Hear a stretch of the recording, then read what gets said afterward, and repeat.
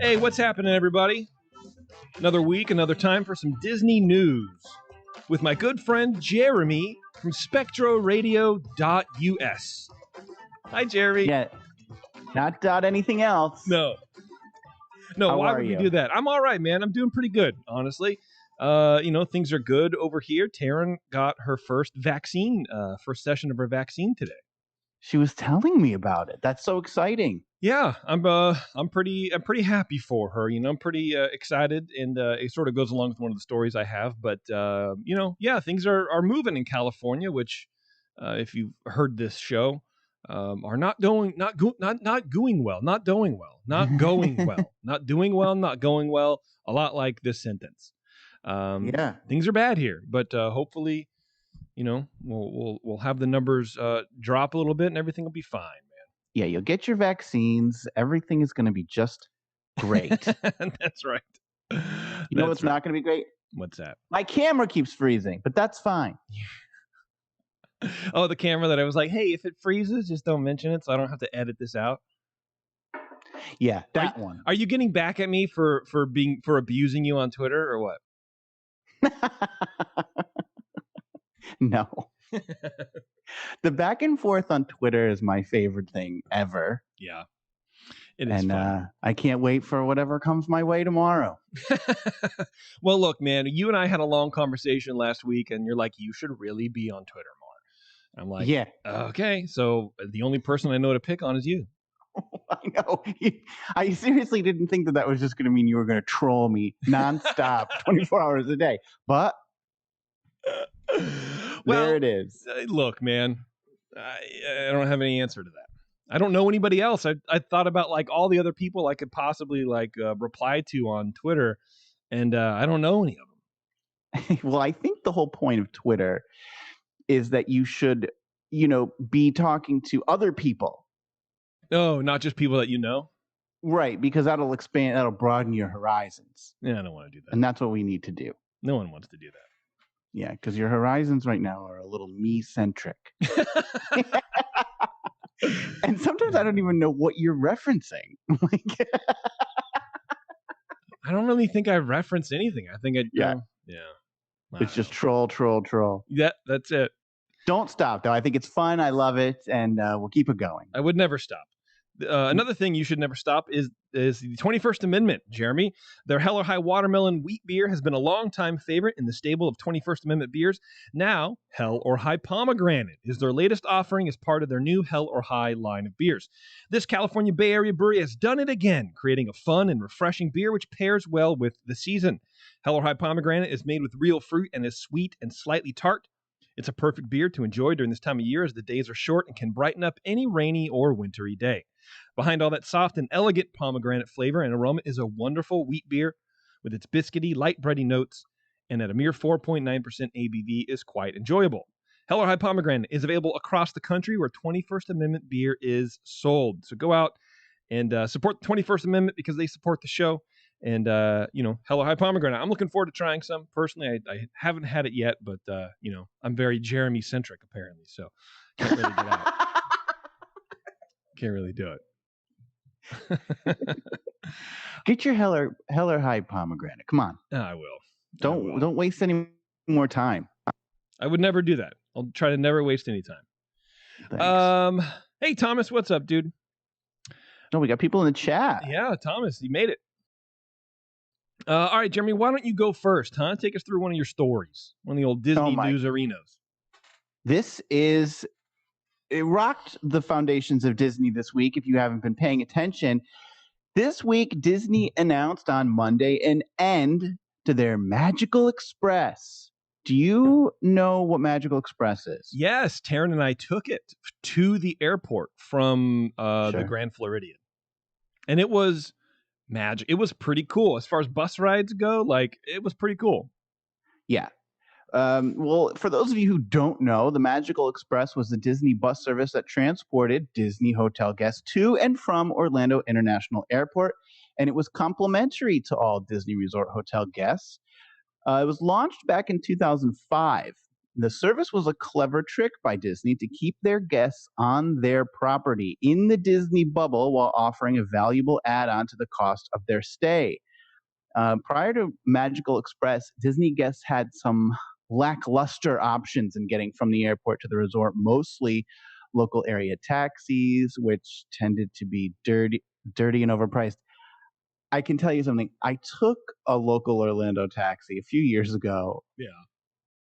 and it's not even just like you know, I live in, I work in New York City, and I've seen some pretty gross cabs. This one was something like I've never seen. First of all, not to get too gross, but this rather large gentleman who was driving us, when he got out to help us with our luggage, I noticed a certain brown stain on his pants, and you can just imagine how pleasant the rest of that 40 minutes was from the airport. Oh God. It was horrible. Um, so they're overpriced, they're dirty. You had the option of renting your own car, or you had the famous Mears shuttle. Mears is the big local transportation company in Orlando that also operates many of the taxis in the Orlando area. Mears, it turns out, was a winner in Disney's decision to launch the Magical Express because they were granted the rights to operate the service. So Disney didn't Oh. run this themselves. They slapped their logo on the Mears buses. The logic was that with guests without their own cars now on the large Disney property, which is the size, I'll remind you, of 2 Manhattans, they would be less inclined to leave the vast resort for other destinations like Universal. Organizing such a journey without your own car was difficult as it required a taxi, which often came with some bonuses that I've already mentioned. But since 2005, and with the later advent of easy transportation options like Uber and Lyft, leaving the Disney bubble has become a lot easier, faster, and cheaper than it was when taxi cabs had the monopoly on local transportation. And using the Magical Express no longer guaranteed that guests would spend all their money at Disney. Well, this week it became official that the Magical Express will cease operations in January of 2022. Magical Express in its early years was really popular. In 2009, it carried 2.2 million people to the resort from the Orlando airport. It was so popular, in fact, that Allegiant Air, which had previously been landing all their flights at the Orlando Sanford Airport, moved their flights to the Orlando International Airport, partly based on the fact that their guests needed to access the Magical Express. Though I should note that it subsequently returned to Sanford Airport due to higher costs at Orlando. Though it was a free transportation option for resort guests, it was often a cumbersome option. You liked it, but upon arrival at Orlando, guests could wait in lines like up to 40 minutes long. I stood there and you're just like waiting to get assigned to your bus. And that's just to get assigned to the bus. Then that bus is going to make multiple stops at different resorts, adding more than an hour to what should be a 25 or 30-minute trip. So you know, I used it, especially if money's a little tight. You're like, you know what? Let's take the free ride. But Express is the biggest misnomer in Magical Express. There's nothing express about it. No, well, and I have that basically that problem with shuttles to the airport, right? Just not even these, but like all the they come to your door and whatever, because they do the same thing where you're just sitting in there with a group of 6 people or 4 people or whatever as they go to all the area hotels and pick everybody up, and you're like, I just want to pay. Yeah. I'll just pay $30 for 3 days of long-term parking. Like it's so much easier. But I like the bus. Like I said, we took it from the hotel to the airport, so I didn't experience any of that. Yeah, because well, did you notice? Because return transportation required you to be ready for your express no sooner than 3 hours prior to your plane's departure. Yeah, that was one time. I think we had a 7 a.m. flight, and they were like, "Be ready at 2:30." Like, what? What is happening? Yeah, I did notice that, but I think we just had to be ready by like 10 or something like that. It wasn't that bad. It wasn't so bad. No. Okay, well, that's good. Yeah, because also it's like, well, we could have gotten an extra hour in the park. You're like, yeah, I guess, but at that point we'd been there for 6 days, so you're kind of like, it's time to go. I'm all right. Yeah, when I am leaving, it's over. Like I'm not like, let's do one more thing. I'm like, let's just get the hell out of here. Let's just get to the airport. It's over. I need to have a burger at the airport. Like, what are we doing? Yeah, exactly. I'm the same way. Disney noted in its announcement that bus service from Orlando International Airport, the Walt Disney World Resort, and Port Canaveral, where the Disney Cruise Line operates from, will remain in service. So if you're a Disney Cruise Line guest, don't worry. You're not going to have to get yourself over to the Cape.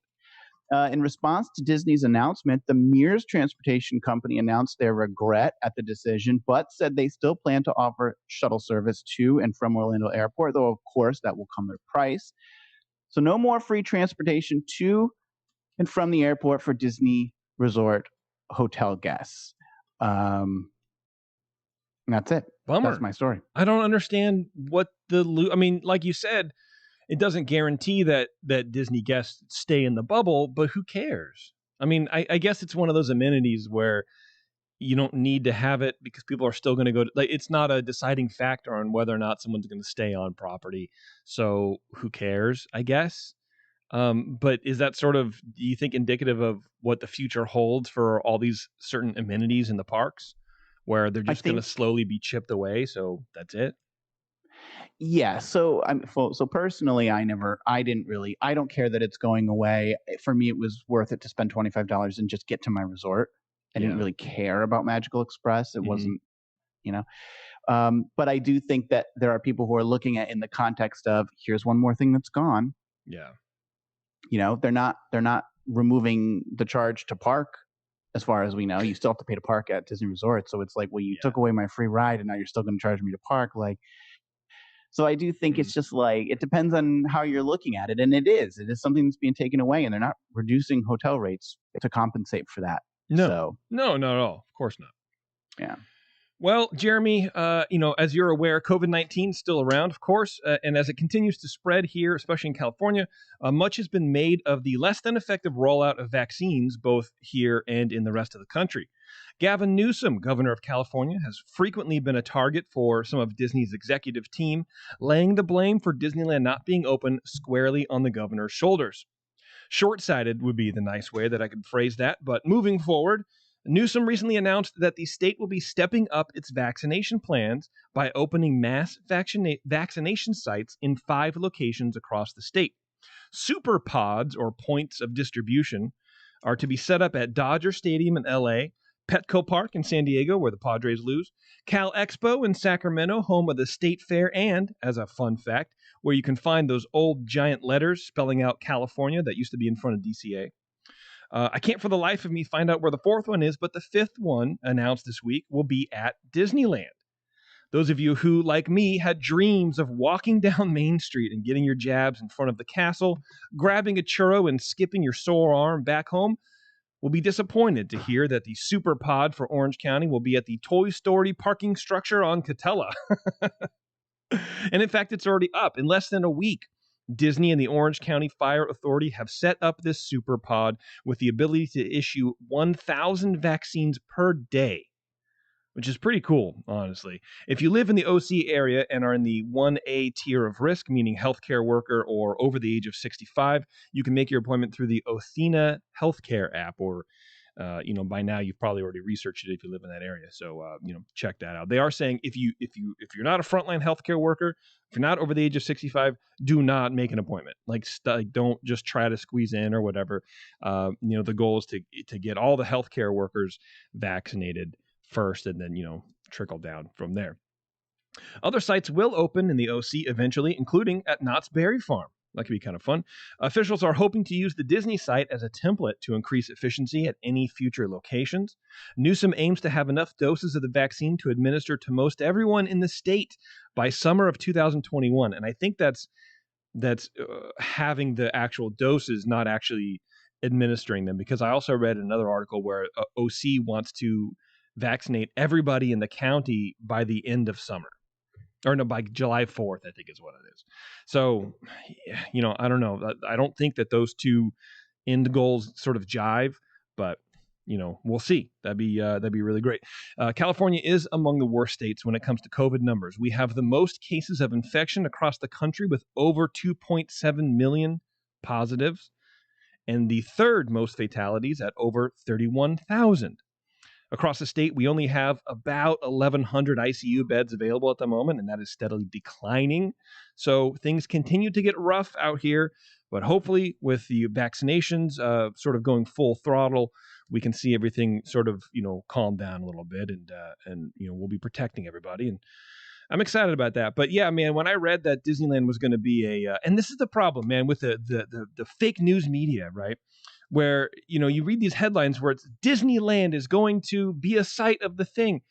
Not really. It's the parking lot. Like they didn't know.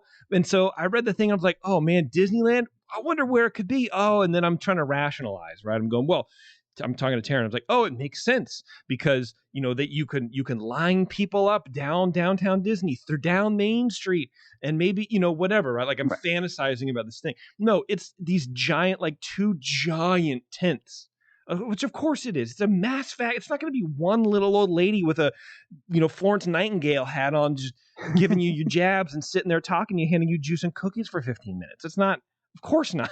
You're probably doing 100 or 200 people at a time. Well, and it's in a parking lot far away. I think people are like, oh, wow, we're going to be in the queue for Splash Mountain. That would be great. Jabs, anyone? Vaccines. We got Pfizer, we got Moderna, vaccines. It's not going to be like that. But it should be. Right. Yeah, so anyway, I was a little disappointed because the Toy Story parking lot, but it still is kind of cool to get your vaccine on Disney property.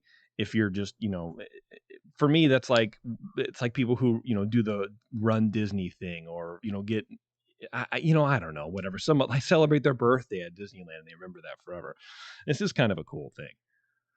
So, I don't know that I want to associate a vaccine with the happiest place on earth. Well, it's the happiest parking lot adjacent. So you'll still be fine. Oh, okay. Yeah. Well, I do want to associate my vaccine with that. Yeah, for sure. Can you imagine remembering the exact stall that you're in and then you park there every time? That would be cool, dude. I would try to do something like that, and then I would get disappointed that I couldn't, because it was taken up. Like, why is everyone in my spot? Yeah. Anyway, there you go. Well, speaking of California and Disney, according to reports in the Orlando Business Journal and the Washington Examiner, the Walt Disney Company is in talks to relocate some of its offices from California to Florida, specifically Lake Nona. Sounds like, it's like the aunt of or the grandma of the lake. That's right. Nona. A Disney spokesperson said, quote, as the largest employer in Central Florida, we are always exploring opportunities for additional locations within the vicinity of our theme park, but there is nothing concrete. So Lake Nona is like one of these, you were talking about these the last time we recorded, I think, about these master planned communities. Yeah. They're all around here. Lake Nona is just another one. Okay. So this is not that much of a new thing. I mean, southern states like Florida, Georgia, Texas have had higher growth rates than many states in the northern reaches of the country, in California for many years. Now, this is a trend, though, that has since increased since the onset of the coronavirus pandemic. To be sure, companies such as Tesla, Goldman Sachs, Hewlett-Packard, Morgan Stanley, Barclays, Citigroup, just to name a few, have relocated or have announced relocations prior to or during the coronavirus pandemic to such places as Dallas, Nashville, Houston, North Carolina, and even Salt Lake City.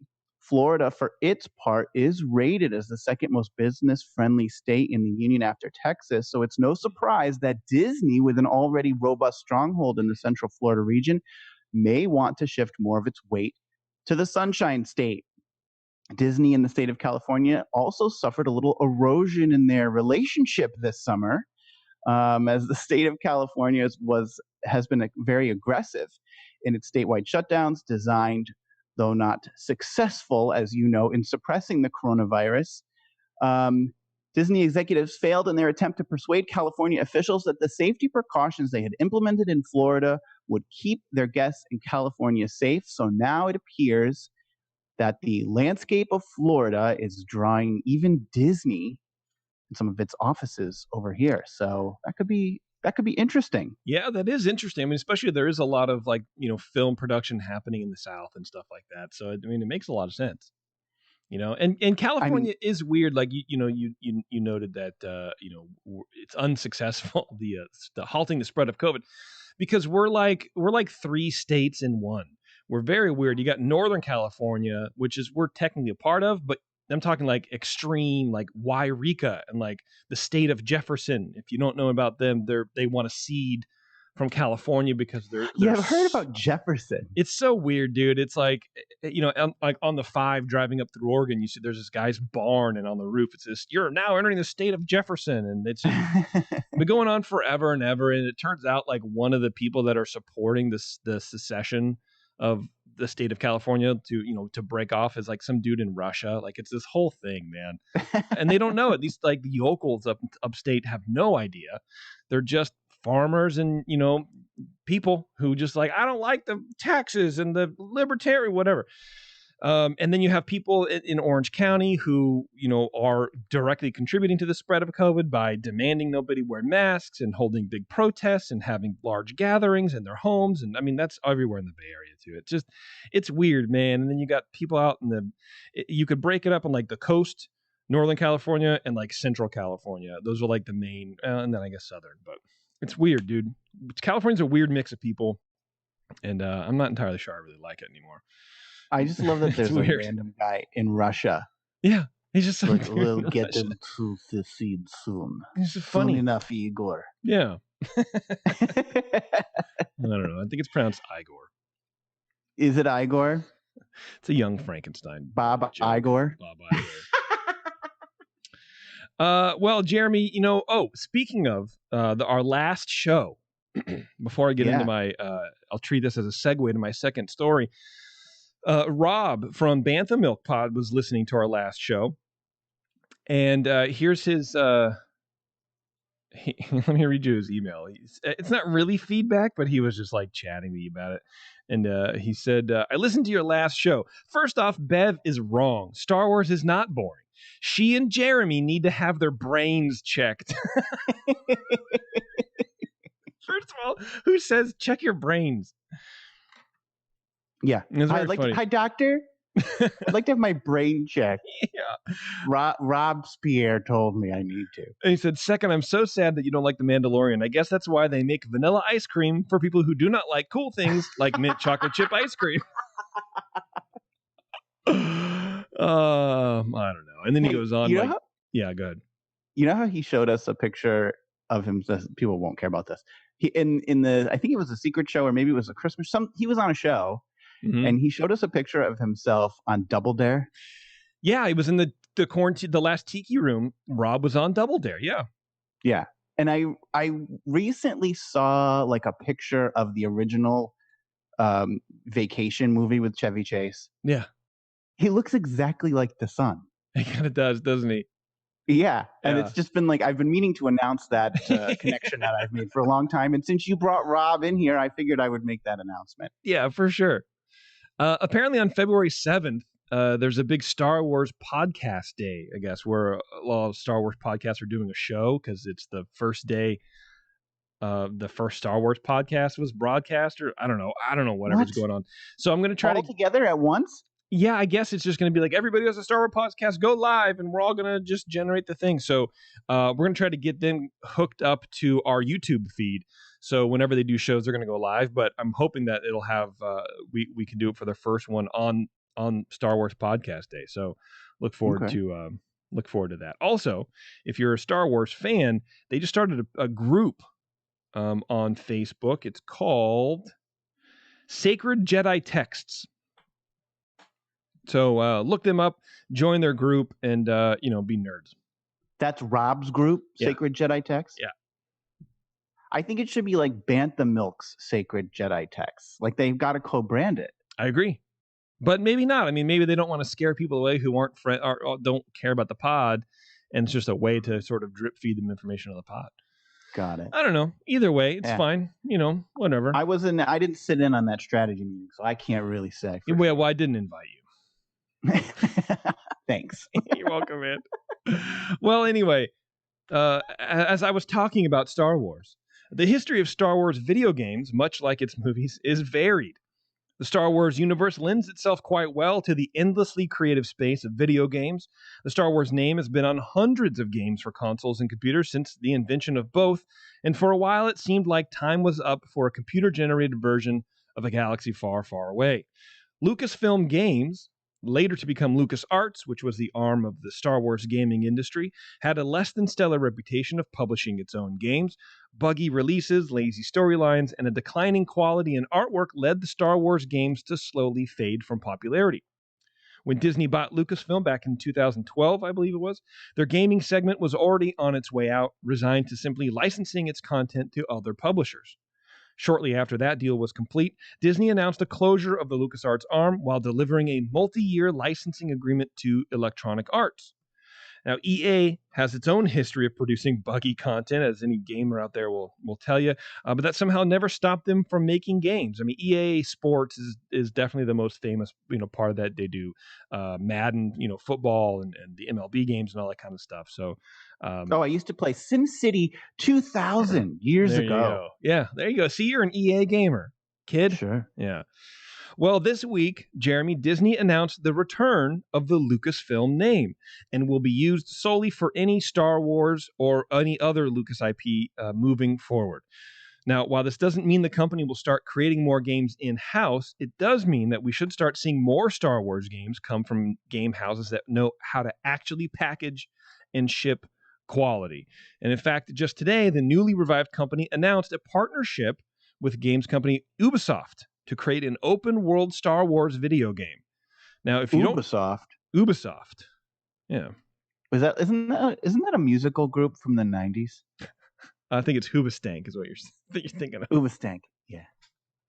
This is like with a U. Ubisoft and Hoobastank are very different. Oh, okay. Yeah, sounded similar. Yeah, well, you only say Ubistank if you're continental. Now, if you don't know what an open world video game is, that's, okay. Think Grand Theft Auto or Red Dead Redemption or Cyberpunk. It's a game where you can truly go anywhere on the map. It's not just linear. You go point A to point B and you follow the thing. You can veer off and go to point F if you want to and just kind of do whatever you want. You can hang out. And it's something that Star Wars fans have been asking for literally for years. And details on the game are sparse, and in fact, Ubisoft is still hiring for the project, meaning we're not going to see this thing for 5 years. I mean, it takes 3 or 4 years to even produce a video game. So we're a few years out, but it is exciting nonetheless. Ubisoft will be using their Snowdrop engine, famous for delivering high-quality graphics in the Division game series. If you ever played the Division, or Division 2 came out a couple years ago, they're very fun games, very high quality. They have good mechanics, and they're just a solid video game. 5 years from now seems like a long time for a video game. I mean, if you're developing it now, the whole 5 years, will we even be playing video games in 5 years? Like, who knows what we'll be doing? We could be flying. Yeah, well, we could do both, man. I mean, yeah, for sure. Well, I think 5 years. It could be 3. I don't know. I mean, they're starting to hire for it now. So who knows? I don't know how far along they are. They could honestly already have, 5% of this game done from some other arm of some other company. Like I have no idea, but it's going to be exciting. I mean, I think the soonest we could see it is in 3. That's my opinion on it. Well, we probably won't be flying in 3 years. No, but 4.5. Watch out, baby. Yeah, I'll be the Rocket Man. You already are, man. This news comes on the heels of yesterday's announcement of an Indiana Jones game in the works from another games company called Bethesda, publishers of massive hits like Fallout, Elder Scrolls, Doom, Quake, for you 90s kids, just to name a few. So it seems like Lucasfilm Games is leaning into its freedom now that its exclusivity contract is up with EA and is really letting some other big names in gaming take a crack at the Lucas archives. So I'm pretty excited about it. There's a couple of Star Wars games that have come out recently that have been very good. Looking forward to seeing what everybody else is going to be doing with this. Did you ever play Myst? You know what? I did play Myst. I hated it. I couldn't do anything with it. I remember sitting there at my friend's Apple and it was like, what am I doing? What are we doing? This is actually, it was a gateway. And I was like, this is stupid. We had the book because like back then you couldn't look anything up. So you had to buy the game, and then you had to buy the book to figure out the game. It was a perfect, racket. Flipping through the pages, going, oh, you got to take notes. Okay, this 3, 4. When you pull this lever, then you have to go across but it takes 10 minutes to go across to see what the lever did, and it's a complete waste of time. Taryn used to play it, and then we have like a VR set, the Oculus or whatever. They remastered Myst for the Oculus, and Taryn's like, oh my god, I have to play that game. I'm like, okay, sure, let's buy it. First of all, $25. I'm like, okay, fine, let's do it, because you can get it's like a 14-day return policy, because in VR things can get you motion sick pretty fast. Mm-hmm. She played it for like 10 minutes. She goes, I hate this game. I hate this game. I don't know what I'm doing. I can't figure anything out. I'm like, yeah, so it's like Myst, although you can't actually look anything up because you have these stupid goggles on your head. You can't go Google anything. So we returned it. Wow. Anyway. Yes, I do. Now safely on the ash heap of history, I think. Yeah, for sure. Well, that's good. Thanks. That's it. There's no more stories. I thought you had another one. No, I had 2. Because you went first, huh? All right, well, that's right. Wow, Jeremy, it was a short show. Yeah, well, we're coming off of a 2.5-hour 2020 year in review. I think we deserve a moment of brevity. Yeah. Well, and also there's still not a whole lot of news coming out. I mean, it's the same stuff. You get 500 news cycles of this new super pod, or the magic mystery liner going away, and then that's kind of it. Right. I mean, I can tell you this. There's a rumor swirling around. I posted it on SpectralRadio.us that the France expansion at Epcot, the bathrooms, will be opening imminently. Possibly today or tomorrow. Who knows? Speaking of swirling around.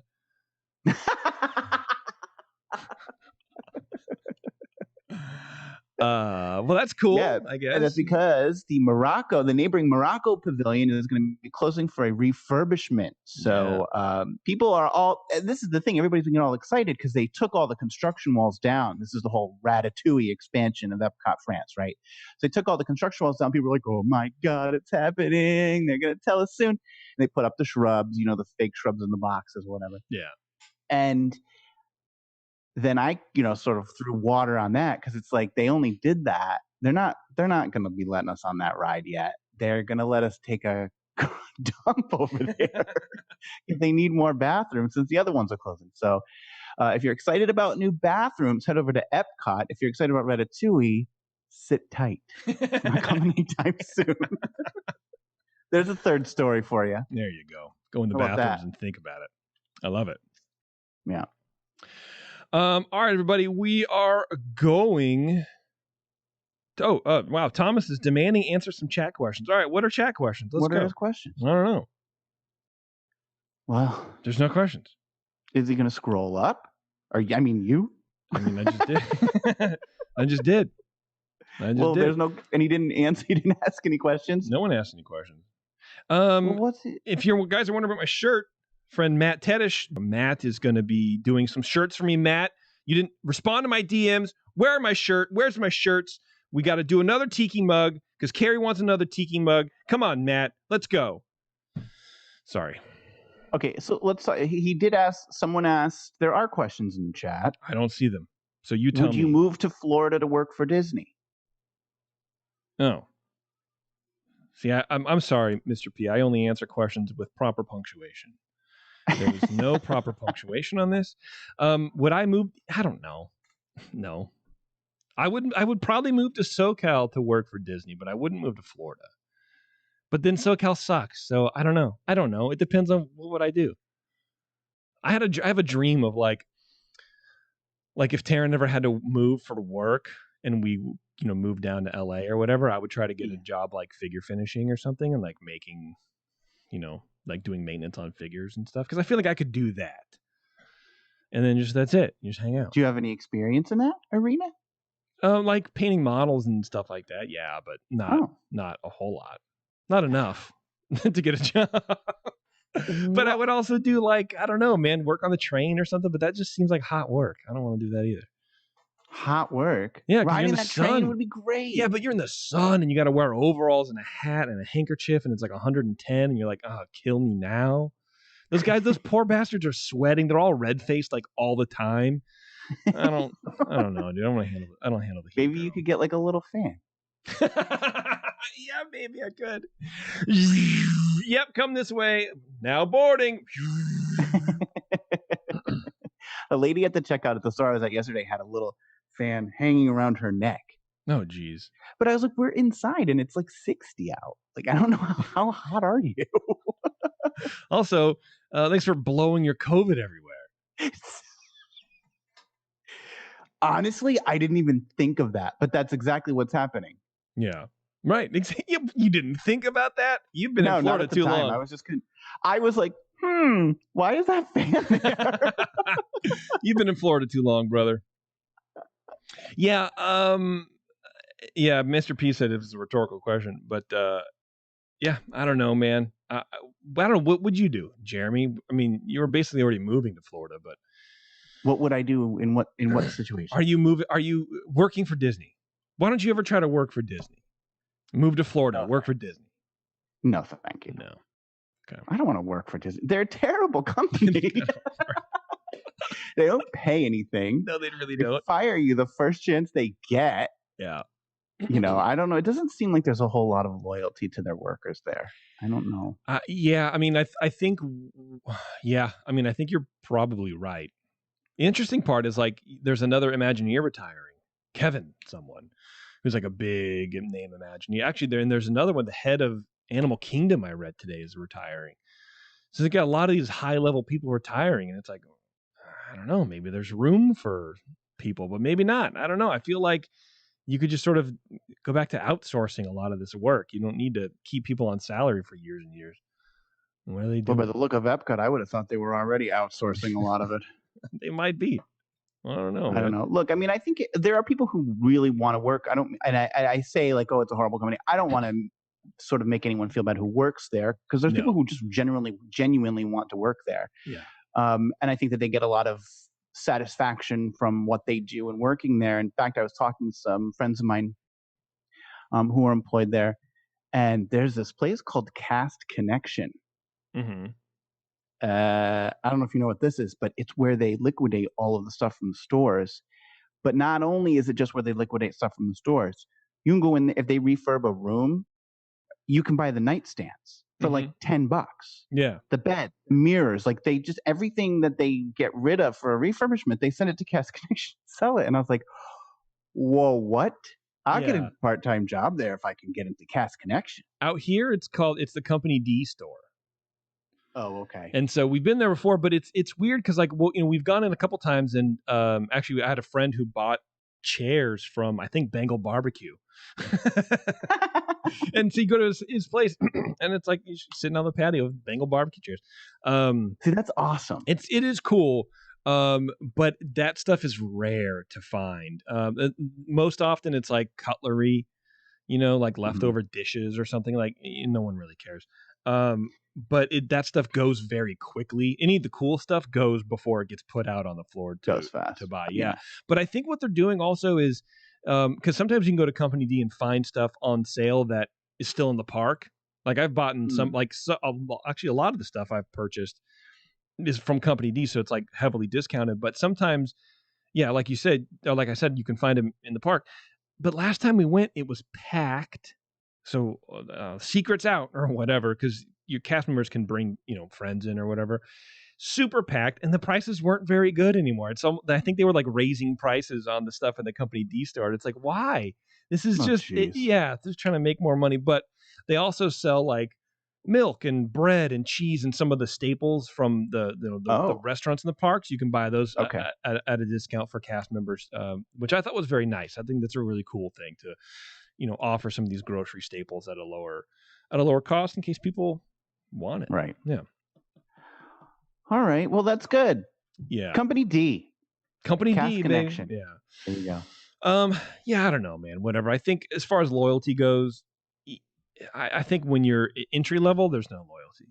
I mean, I think managers want to help you, and so if you're willing to be helped, maybe. But otherwise, no. But I think once you're like middle management, then they've invested enough time into you, where it's worth it a little bit. But yeah, I don't know. I don't know many high ups. So no, but I don't know. I would work for Disney, because it's sort of like, if you treat it like a service job, then you know what to expect. Sure. And that's it. Well, I heard the bigwig Josh D'Amaro was at Epcot yesterday. Oh. And I wanted to get over there. And I just wanted, because he talks to people. He's very interactive with the crowds. He talks to the employees. And I wanted to go up to him and just put my arm around him and point him at World Showcase and be like, you think that looks good? That's what I would have done. I think you should, man. I think you should have. I think you definitely should have. Mr. P is asking, when's the next Tiki Room? And I'm trying to look up. That's a good question. At our calendar. Next Tiki Room is the 29th. Our next Ears Up show will be on the 21st, and it is all about the Viewliner. So it's an addendum to the monorail, and that's a Terran show. Then the 29th is the Tiki Room. I can't do it. Oh, bummer. It's all right. Whatever. The 21st will also be Secret Show. So there's that. So yeah, looking forward to that, man. Oh, I gotta get Terrence that book. Oh, shoot. Whatever. Mr. P only asks good questions. Yeah, I know. That's all he does, man. He should interview us. So, boys, what do you think about no, whatever. All right, let's get out of here, Jeremy. We're done. Yeah, let's go. Mainly because I have to sit here now, figure out how much of this to edit out. Probably a lot. I'm frozen again. What do I do? My whole system's fatutzed. Get a new computer. Or get a new camera. I'm going to try that one. And I also think that, I'm on Wi-Fi. I'm going to try to wire this computer into the network too. Wire it, baby. Yeah. Hardwired only. For all this video and audio, you need hardwired. Everyone should be on hardwired. All right. Let's get out of here, Jeremy, huh? Okay. Bye-bye. I'm trying to play the stupid song. There it is. Here it comes. All right, Jeremy. Thanks a lot. I really appreciate it. You did great with your stories. Thank you. Right. You too. Thanks, everyone, hanging out in the chat. I appreciate you guys joining up. And then we'll see you guys next time. I don't know. Whatever. I don't know why I ended the show like that. It's just a completely stupid way to end the show. And maybe we'll see you. I don't know. If you want. No, it should be more engaging. Come back next time when we talking more Disney news stories. Myself and Jeremy, we're going to be at it again. And because that's all we do. We don't do anything else but be at it. Sometimes it feels that way. It really does. I know. It's like constant. Let's go. All right, everyone. Thanks a lot. And until next time, we'll see you.